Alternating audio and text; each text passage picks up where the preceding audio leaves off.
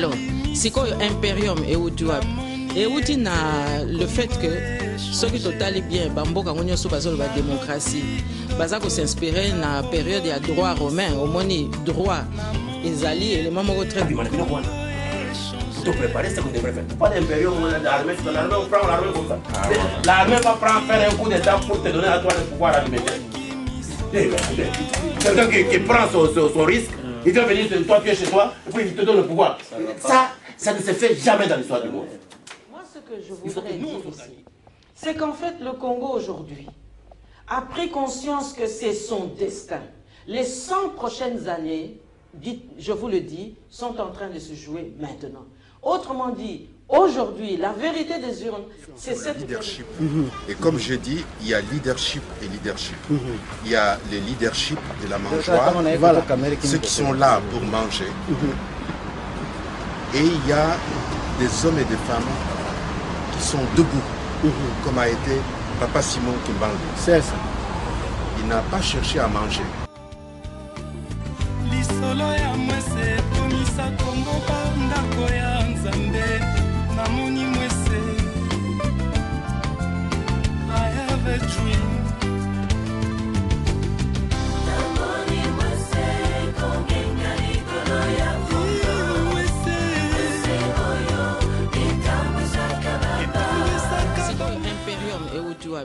Et outil na le fait que ceux qui totalent bien, Bambo Kangonyo Soubazol la démocratie, Bazako s'inspirer na période de droit romain, au moins droit, ezali élément très important pour la démocratie. Ce qui état de droit, ezate, moyen beau que ne peut musika, ezate. Donc, droit au ezako régir mikili mingi lelo, ezali inspiré na droit romain. Or, droit romain wana, et kamba maka na tango empereur, oyo ya Rome, Jules César, tout ça, malgré que bazaki dictateur, kasi, bazalaki ko exercer pouvoir impérial, donc souveraineté impériale, donc imperium na bango, et lingaki ko lobani, ne lingaki ko lobake non, pour empire ezala préserver, malamu, armée azala solide, il faut que zala na armée na loboko mwasi, il faut que ozala na justice na loboko mobali, et puis ozala na mabele na se ya makolo na yo. Donc imperium linko loba, ce que aujourd'hui pouvoir politique pour peuple aponi yo, to peuple andimi yo, alors à ce moment-là, il faut siko yo pose à la penza na mokonzi ya bosolo, okoki kozanga armée te, donc na police, et puis okoki kozanga pete justice. Yango wana nde babengaka ba fonction régalienne na lopoto, oyo yango penza mute pesaka makunzi ya makasi. Alors imperium elinko loba, lokola papa Tshisekedi azosenga imperium, assez azui reconnaissance ya population po baponie bandimi. Kasi eloko ezangi nini makunzi. Makunzi wana ezande armée, police, ezape justice. Nde biloko wana ezangi. Po soki ozana biloko wana te, ata baponi yo moyen au kamamboka penza ezate tala sikoyo a contrario baoyo bazawana na pouvoir toyebi population en lobby ango baganyaki élection te ndenge eyebani lelo na mokili mobimba kasi bazaka kawana bamusu bazo gouverner par défi mais défi wana euti wapi. Donc elinko lobake bazana en dehors il y a méconnaissance population zana ngona bango elinko lobake eloko bango bazana ngonde yango muteleki reconnaissance politique par la population. Donc impérium mwana bazana ngo nde yango muto ibumaka nde yango pe muto ibikisaka. Donc soko zana pouvoir ya kuboma ozape na pouvoir obikisa ata baponi ote oko gouverner par défi. Donc nde biloko wana papa Tshisekedi azana ngo besoin kasi eloko pe na koko bakisa. Pona nini imperium oyo papa Tshisekedi azako senga eza penza ko kende na boîte ya direction penza oyo yazo souhaité eza un peu ko traîner. Pourquoi? Parce que mutako ko senga imperium ezali gouvernement, il aurait fallu peut-être papa Tshisekedi a désigné dans le gouvernement naïe. Ata azana bureau te. Ce que le gouvernement a gouverné dans ces États manga. D'ailleurs, ça n'allait pas être la première fois. Ata le gouvernement comme un pays indépendant. Bien sûr, il y a eu des conflits. Bien sûr, nous n'avons pas toujours été à la hauteur. Il y a eu des guerres dans lesquelles les Congolais eux-mêmes étaient complices du dépérissement de leur propre pays.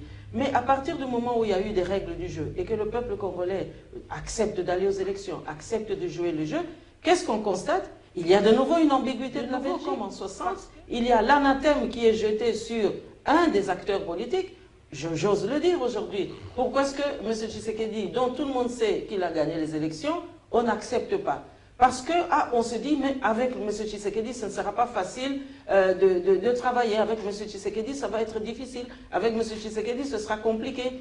Il est imprévisible. Mais est-ce qu'un pays souverain doit se préoccuper du fait qu'on considère son chef de l'État comme imprévisible? Est-ce qu'on ne savait pas que M. Tshisekedi est M. Tshisekedi avant qu'on aille aux élections? Donc aujourd'hui, qu'est-ce qu'on voit? Un gouvernement belge qui a mis 500 jours pour exister, qui arrive avec des félicitations vis-à-vis d'un candidat qui a perdu les élections. Donc ça montre bien que les attitudes sont restées figées au modèle politique, au modèle comportemental que les Belges avaient affiché déjà en 60. Ça veut dire qu'il y a péril en la demeure. Et moi, j'aimerais qu'on tire plutôt les leçons. Quel est le contenu de notre souveraineté nationale par rapport aux relations bilatérales avec la Belgique, mais aussi par rapport à l'Union européenne? Je vous ai dit, le contexte mondial, la géopolitique, mais elle nous frappe encore aujourd'hui. On nous parle de mondialisation, mais en fait, mondialisation, ça risque d'être synonyme de colonisation ou de néocolonisation. Parce que, encore une fois, 100 ans après la première conquête de notre pays par la colonisation, fin du 19e siècle, début 20e, eh bien, le monde occidental se trouve à la croisée des chemins parce qu'il y a une crise économique, il y a une crise financière, il faut de nouveau trouver des ressources, le développement technologique est tel que les exigences de l'économie et de l'expansion économique occidentale, eh bien, a besoin de trouver encore des réponses pour pouvoir y répondre. Et c'est encore le Congo qui est vraiment en tête d'affiche pour pouvoir apporter les réponses par rapport à ces richesses, par rapport à ces matières premières.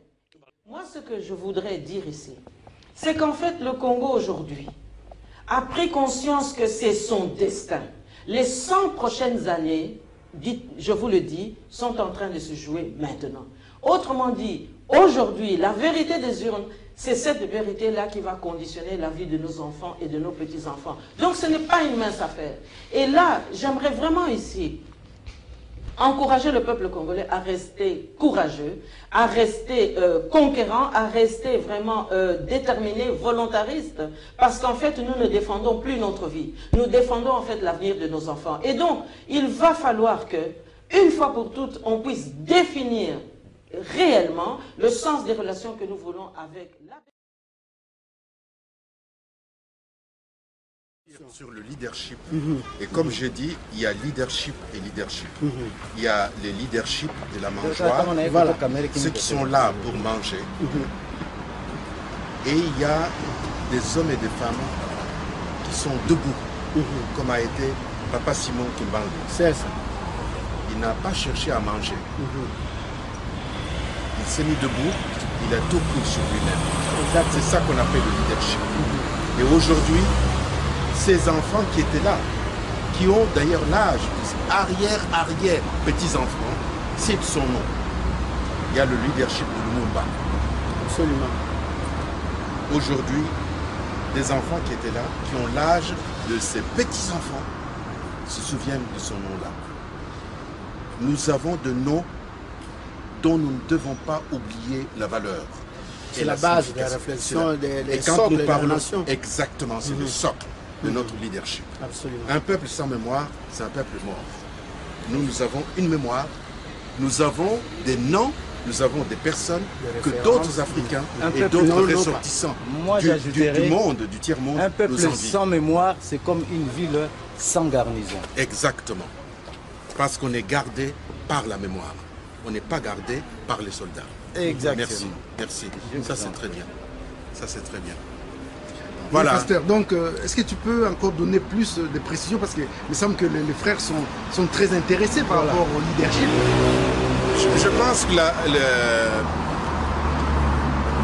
comment dire, la question était de savoir pourquoi le leadership intéresse tous les Congolais aujourd'hui. Il faut creuser ce sujet. On peut dire qu'il y a deux formes de leadership. Il y a le leadership individuel ou d'équipe, où des hommes et des femmes crédibles incarnent un idéal et la communauté suit. Absolument. c'est comme des bergers. Il y a ce leadership-là. Mais on pourrait dire aussi qu'il y a comme un leadership collectif. Il y a un leadership collectif d'un peuple debout qui se donne des dirigeants, mais qui sait que ces dirigeants ne vont pas trahir. Parce que c'est le peuple lui-même qui se conduit.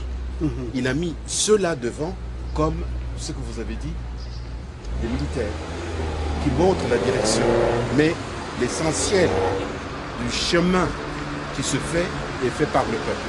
Donc, ne perdons pas le sens. Avec les Hutus, nous avons été ratatinés. Nous avons été écrasés, niés, annihilés, écrasés, sans possibilité d'initiative. La seule initiative qui restait, c'était d'être des guimbos ou des applaudisseurs et des danseurs. On était devenus des leaders d'amusement. Aujourd'hui, il y a un réveil. Le réveil est là, absolument. Et une revendication par ce jeune pour dire trop c'est trop. Nous ne pouvons pas être la risée des nations. Nous ne sommes pas faits pour faire rire les Africains et le faire pleurer. Nous sommes un grand peuple.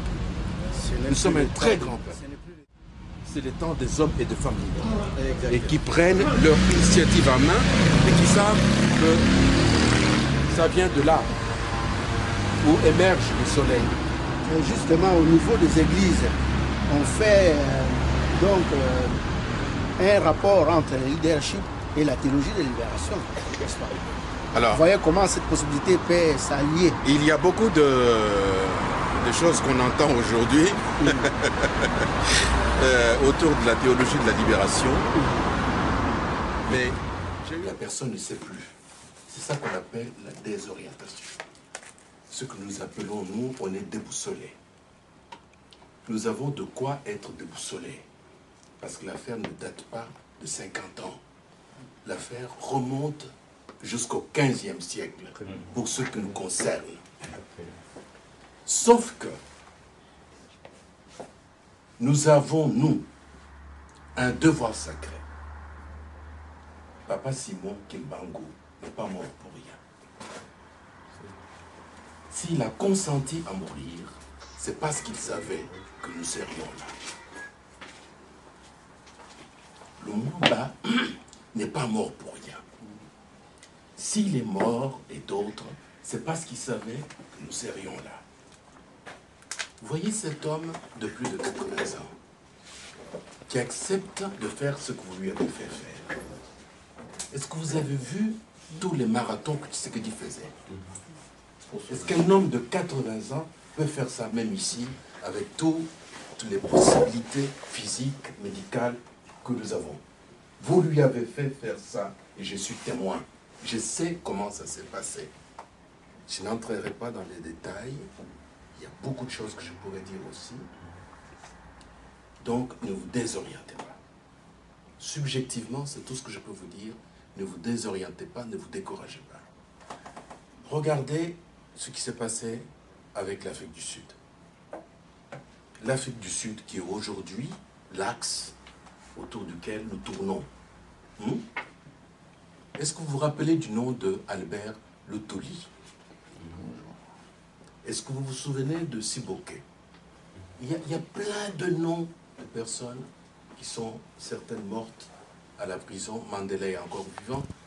Mais vous vous souvenez de la période qu'il a évoquée, il était en Afrique du Sud, ce qui s'est passé avec Gacha Buthelezi pour casser l'indépendance et la démocratisation de l'Afrique du Sud, entre les Zoulous et les Kossas. Vous vous rappelez, vous étiez jeunes pour la plupart d'entre vous, mais c'était terrible. C'était terrible. Ils sont sortis de ça. Aujourd'hui, Mandela est avec la femme de Machel. Vous vous rappelez ce qui s'est passé en Mozambique? Combien d'années de souffrance avec la Renamo? Ce nom vous dit encore quelque chose? Ils ont enduré combien de souffrance? Combien de mercenaires de cette même mafia ont mis le Mozambique à feu et à sang jusqu'à ce que cette crise-là, avec les racistes de l'Afrique du Sud, déborde sur l'ensemble de la région. Est-ce que vous imaginez ce qui s'est passé? Ils sont sortis de ça. L'Angola, le voisin immédiat. Combien d'années de guerre l'Angola a dû subir?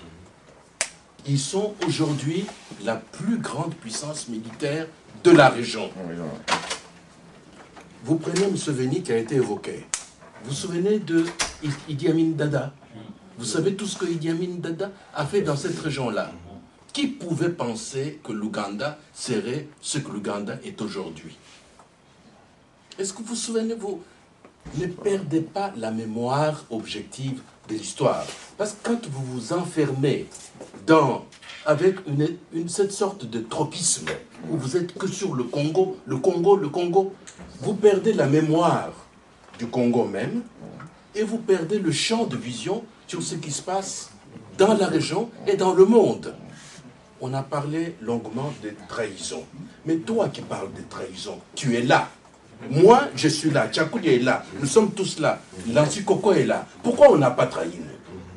Pourquoi tu n'es pas fier d'être là? Pourquoi tu ne vois que ceux qui ont trahi? Nous sommes là. J'ai 64 ans. Je rejoins ces jeunes gens de combattants. Est-ce que vous savez combien de choses m'ont été proposées pour que je sois avec les Mobutistes? Pour une fois, mon Sengo sort la vérité. Et il a pris le secret. Mais il faut l'aider. Parce qu'il s'est sacrifié dans cette affaire. Il s'est exposé même. Pour longtemps. Beaucoup de gens ne vont pas lui pardonner. Même l'Église catholique ne va pas lui pardonner. Ce qu'il a fait, Mounani, l'autre, le cardinal Echao, a fait un problème. Et aujourd'hui, ce monsieur, moi je croyais qu'il allait avoir peur, et voilà, il s'est exposé. Mais Fayoulou, vous attendez le 16 février. Et si le 16 février, vous n'avez pas à mouiller, vous avez dit, donc il y a le 16 février. Vous n'avez pas de stratégie, vous autres? Mais si, est-ce que vous croyez que moi j'ai travaillé avec Joseph? J'ai vu ces petits venir en jeans. Je connais que ces garçons sont un grand criminel. Ils ne vont pas vous laisser marcher. Je me suis révolté contre ces gens-là en 2003 quand j'ai vu les Roubaix revenir avec des chars de combat, avec des Tutsis rwandais dans mon pays. J'ai dit je retourne en exil. Je ne me suis pas battu pour mon pays pour voir ça. Il fallait laisser même mon bout au pouvoir. C'est pourquoi je suis venu à Londres avec une mission d'installer la résistance. Ce n'est pas une affaire comme ça d'hasard.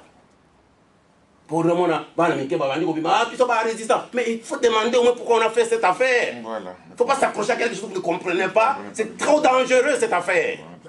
Vous allez mourir comme ça avec des bouches bées. Vous avez parlé ici des choses de la nationalité. Où se trouve Vango Mamboué? Vous étiez au Bas-Congo. Vous connaissez Vango Mamboué? Vous savez pourquoi il est mort? Comment il est mort? Est-ce que vous entendez parler de Vango? Non, mais c'est dégueulasse. Hein? Vango était, on l'avait approché même par les tous. Pour ne pas vous couper, même là il y a eu quelques morts. Ils ne savent pas pourquoi, parce que ça va rejoindre. J'ai dit que Vango a été même approché par les tous. Il était conseiller politique et diplomatique de Joseph. Il m'a reçu dans le bureau de Joseph. J'ai dit à Vango que je ne vais pas travailler avec ce garçon. Je repars à l'exil. Dans le bureau de Joseph, j'ai répondu à Vango comme ça. Mais Vango aujourd'hui, il est où? Et qui parle de Vango? Et vous savez pourquoi? Problème de nationalité. Le temps, parce que nous, des fois, on a une mémoire très courte. Du temps de Mobutu, Vango avait dirigé la commission Vango Mamboué au Parlement, non? Comme commission de nationalité. Il était parti à l'Est partout là-bas pour identifier les Rwandais et leur dire que nous n'étions pas des Congolais.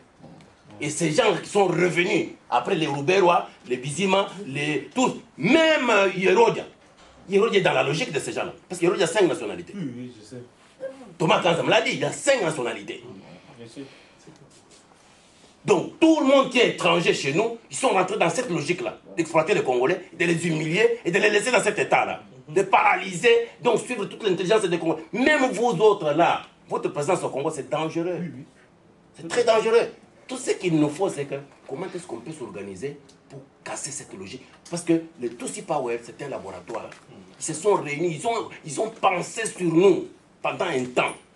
Ils ont eu le temps d'aller vendre leur politique là partout dans le monde. Et nous, on dansait, on vivait, on mangeait. Et aujourd'hui, nous sommes là où nous en sommes. Je savais bien que, à la fin de tout, je sais qu'ils se retrouveraient dans cet état. C'est pourquoi Je suis sorti tout le temps des élections, j'ai posé la question, les questions majeures de la politique du Congo. Avant qu'on donne les clés au président Tshisekedi, je veux connaître quelle est sa politique. Qu'est-ce qu'il pense de Kagame? Est-ce qu'il reconnaît que le Congo est occupé? Qu'est-ce qu'il pense de Kagame? Qu'est-ce qu'il pense de Bisimaka? Qu'est-ce qu'il pense? Pourquoi Roubert est toujours alimenté?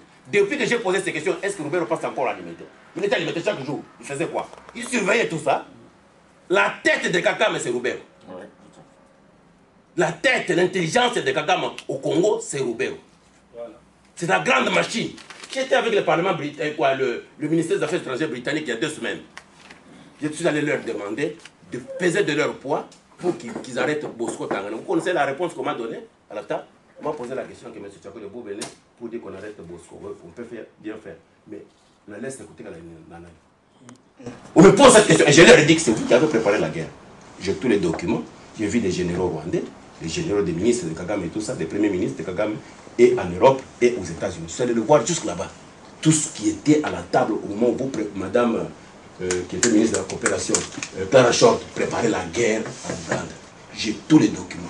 J'ai demandé que ces gens-là viennent, ils veulent venir ici en Angleterre pour que nous puissions trouver à l'amiable la solution à la crise congolaise. Mais est-ce que vous ne pouvez pas qu'on s'asseye ensemble? Si vous voulez faire les affaires chez nous, ne passez pas par le Rwanda. Il y a 2 semaines, j'étais au ministère des Affaires étrangères avec la question de Bosco et j'ai posé cette question de guerre. J'ai dit, ce n'est pas des choses cachées, j'ai tous les dossiers. J'ai dit au ministère des Affaires étrangères, j'ai dit, regardez les budgets. Il y a Mme Clara Short, pendant qu'elle était ministre de la coopération de la Grande-Bretagne. Vous verrez le budget de coopération avec le Rwanda. Ça augmente, ça augmente, ça augmente, ça augmente, ça augmente, ça augmente. Mbongo les gens qui ont pour appeler ça Kagame Mbongo, à souba arme, à côté de Congo. Regardez, si vous êtes dit faux, regardez votre budget. Arrêtez-moi, Bosco, arrêtez-moi, Ndabatware, tout bandana na bami bare oyo. Oh mais, na est écoutez quand j'ai dit maître Bamenga, répondez à cette question qu'on me pose. Mon conseil juridique, parce que toi tu es un type de droit. On me pose une question de droit. Un génocidaire, qu'est-ce qu'on fait avec lui? Si on l'arrête là-bas, qu'est-ce qui reste à l'Est? Il y a 2 semaines, non? Donc, nous sommes dans un engrenage qui nous demande d'être trop intelligents, plus intelligents que ces gens-là. Parce qu'ils ont dit que les Congolais ne sont pas intelligents. Mais dans cette salle, je sens l'intelligence. Je sens l'intelligence. Mais moi, je ne me cache pas. Moi, on peut me filmer, ça peut sortir. Tout ce monde, nous connaissons. Mais le grand problème des Congolais, c'est quoi? La trahison. Au mois de l'année passée, le problème du Congo était fini. Les amis m'ont envoyé les gens à Londres. Ils ont dit que bon, il y a qu'à solo. Et moi, je ne peux pas aller dans cette affaire-là seul. J'ai associé des Congolais. J'ai dit que Boya Nanga, Toyo Kabaninga, et puis tout le monde sait ce qu'on peut faire. On a même donné des dates.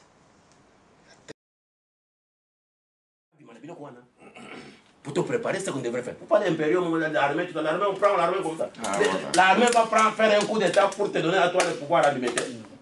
Quelqu'un qui prend son risque, il vient venir, toi tu es chez toi, et puis il te donne le pouvoir. Ça ne se fait jamais dans l'histoire du monde. Il faut que nous on s'organise, qu'on laisse Tshisekedi calme, qu'on l'aide à le sécuriser, mais nous devons nous faire autre chose. Nous ne devons pas suivre cette logique-là, c'est la logique de diversion. Le jour qu'un militaire ira à la voie d'Isaïe, il dit que j'ai pris la voie d'Isaïe, il n'ira pas chez Tshisekedi pour lui donner le pouvoir. Vous avez compris ce que je vous dis là? Il ne faut pas être naïf.